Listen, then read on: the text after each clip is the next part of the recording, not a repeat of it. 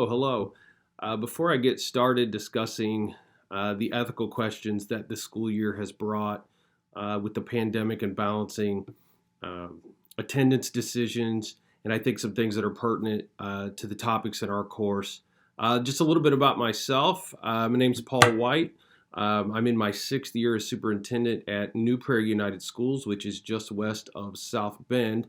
Um, Originally, before that, I'd spent 20 years in southern Indiana as a teacher and administrator. I was a teacher in special education and social studies for 8 years, and then I got an opportunity to be a principal probably earlier than I should have gotten one um, in my early 30s, and was a principal for 9 years, and then converted to central office work and was an assistant superintendent for 3 years in Washington, Indiana, before getting this position at New Prairie. So that's a little bit about my background.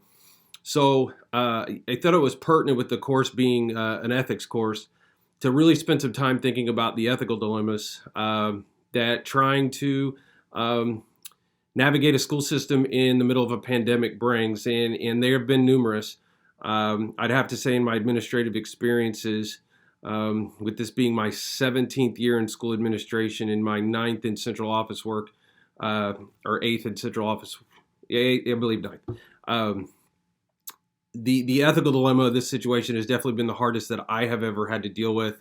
Um, and I'll readily tell you, I don't know that I've made the right decisions, um, or our school board or community have made the right decisions. And I think time, unfortunately, will tell that. I've got some notes here I'll refer to occasionally, so bear with me.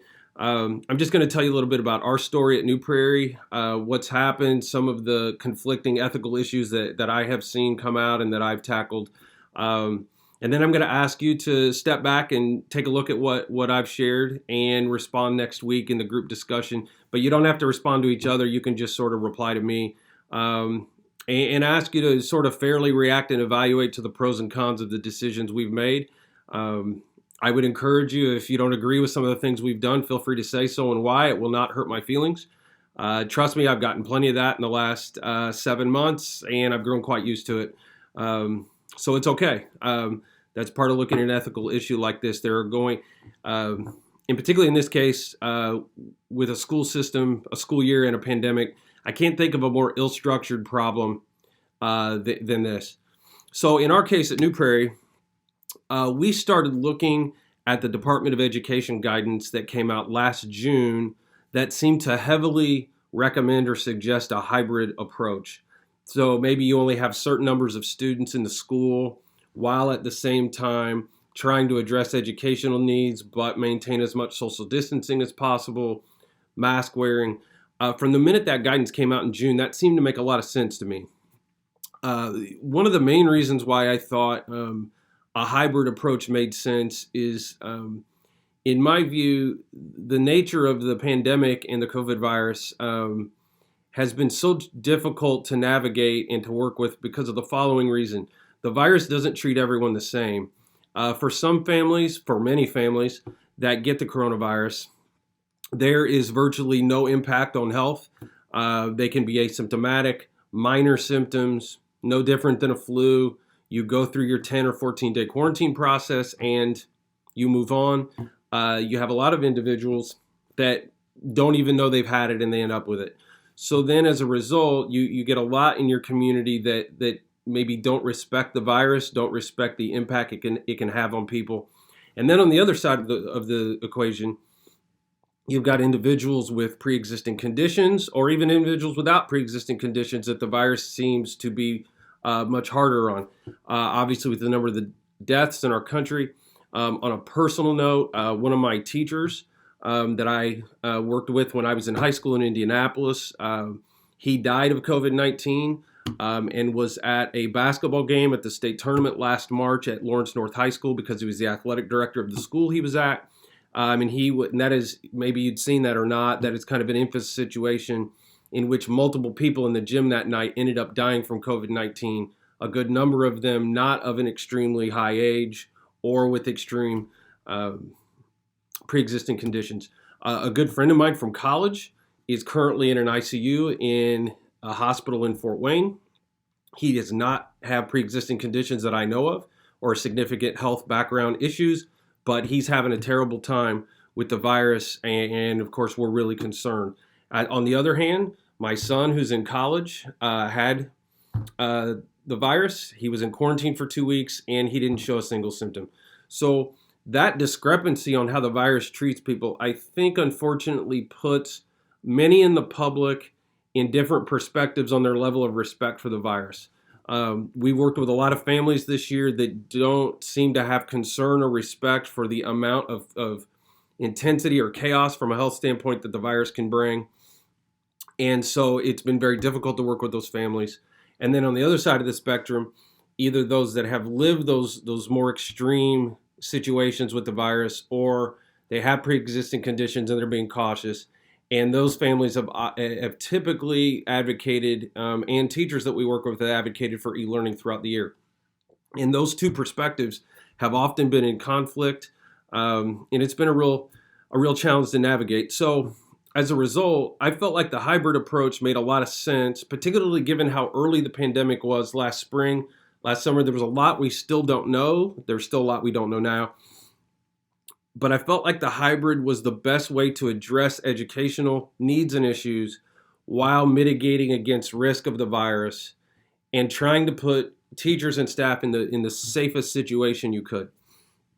So, it really an ethical dilemma, kind of that responsibility to educate, weighing against the responsibility of the health and safety of staff and students and keeping both safe. And can you do both at the same time? Should you try to do both at the same time? And then to sort of further complicate that, our particular community over here west of South Bend has been very split on this issue. All of our survey data up until December, which I'll talk about a little later, really pointed to a community that was very split, 50-50, 53-47, no clear majority until that December survey. So if we made a decision that was more aggressive for in-person attendance, we would hear from one half of our community. If we made a decision that was less aggressive and more conservative and more weighing on that side of being concerned about health and safety of students and staff, then we would hear from the other side of the situation. So very difficult to sort of navigate and work with. So our particular hybrid, we ended up using a scenario that follows, and we ended up using it almost the entire first semester with the exception of 2 weeks in October that we, when our county was on yellow and we were on full attendance. So our hybrid work has worked this way. Monday and Wednesday, A through L in the alphabet have attended in person, while M through Z in the alphabet has been at home, and I'll talk about how we've handled that in a minute because that's been another ethical dilemma in this. Tuesday and Thursday, M through Z came in person, A through L studied and worked at home. So we had no more than half of our student body in the building at any one time, with the expectation that we were providing 6 feet of social distance throughout.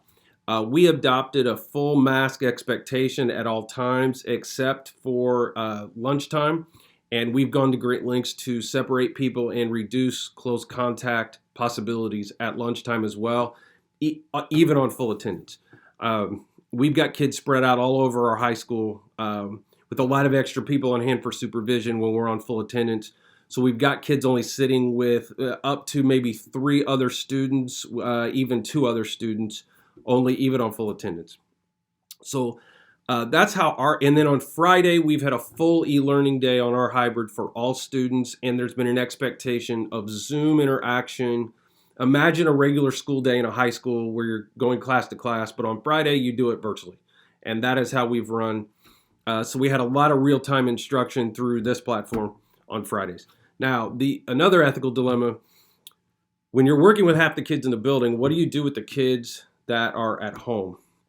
Here's what we've chosen to do and what I've advocated for. I thought that it was unfair to ask teachers to be put in a situation in which they were focused on kids in their room physically and trying to deal with another 15 kids that are sitting at home and managing what's going on that side. I thought that was unrealistic. And in terms of an ethical question, All right, I apologize. My oldest daughter is texting me like crazy, and I'm going to tell her to stop texting me. I'm in the middle of recording something. Anyway, okay. So that ethical dilemma, and I know a lot of school districts have put teachers in that situation where they're working with kids in the classroom in person, and there's kids at home, and they've got special cameras set up, and they're expecting that interaction to be two ways. I personally felt that was asking too much of teachers. I couldn't ethically bring myself to ask that, particularly our local teachers, our local teachers union, representation, association, whatever term you want to use.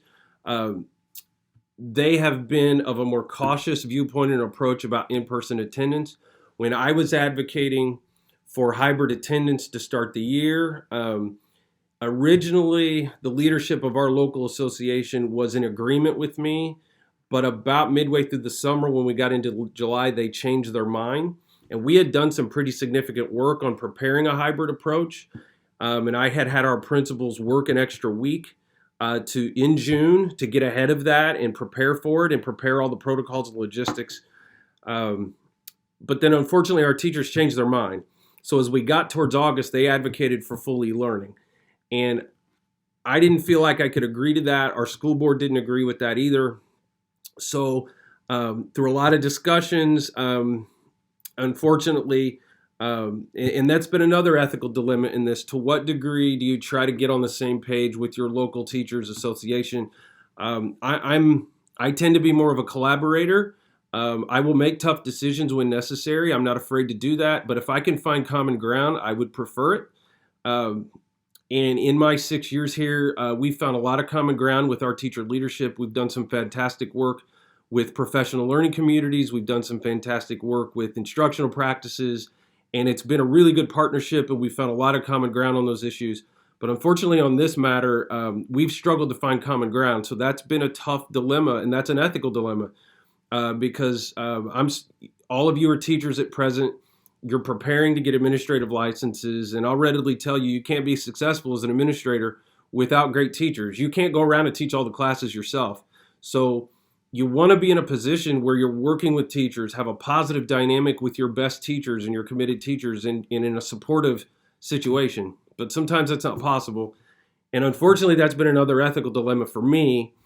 Am I willing to go to the degree to officially tell our local teachers that I have respect for and that I want to have a good working dynamic with? No. Ultimately, I don't agree with you. We're going to use a different attendance plan. And unfortunately, I've done that twice this year, and that's been hard. And that's another ethical piece. So to start the year, they were advocating for e-learning, and we decided to go with hybrid approach. So we did that to start the year, and then as another ethical issue, and this has been the moving target of the state of Indiana and guidance from the state health department, and that's been a frustration for everybody. So as they have issued protocols and ideas, we've tried to match up our attendance plan accordingly. So as the first semester progressed and the state set up that color metric for COVID for counties, blue, yellow, orange, red, we tried to line up our attendance plan accordingly. Blue and yellow, full attendance. Orange, hybrid. Red, e-learning for our county. And we did that through November and December. In addition to that, I felt an ethical issue was also that we needed to be ready to jump in and be proactive if we were on hybrid or on full attendance and there were local cases developing amongst our student body or our staff. We created some closing thresholds in conversations with our local teachers association that they advocated for, that I felt from an ethical perspective that was the least I could do to commit to. Oh, okay, yes, that's a good point. If 1% of our student body in the high school of 1,000 students, say around 10, ends up with positive cases, we will move to a more restrictive attendance plan. Like if we're on hybrid, we'll go to e-learning. So at the elementary level, if we've had two cases in a room or more, we have put that class on e-learning. And if we've had multiple classrooms in an elementary school on e-learning, then we've considered moving them to a more restrictive plan. Ethically, I will tell you what I've done is I've actually been more proactive and aggressive than those closing thresholds I mentioned. For example, we had to put our high school on e-learning just before Thanksgiving. we were moving towards having double-digit COVID cases amongst our student body. We had gotten up to 6 confirmed positive cases, and we were waiting on another 15 tests from students. And I took the approach that I'm going to assume some percentage of those kids are positive, so that's going to get us to 10. Let's not wait for that. Because you do, and I have often worried about, what can I do to make sure we do protect, the health and safety of staff and try to account for both. So, for example, we have 2 classrooms at the elementary level on e-learning right now, and that was done when I found out there was 1 positive case in the room. There were some other extenuating circumstances, but I didn't wait and tried to be more proactive, particularly in a situation where we have asked our teachers almost sort of against their will.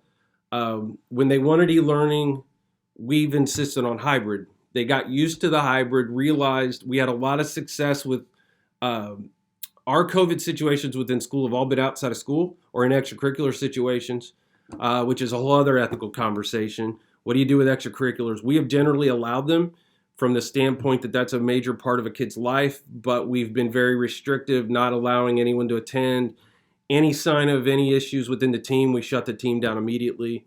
That's another ethical question to consider. Is that the right thing to do?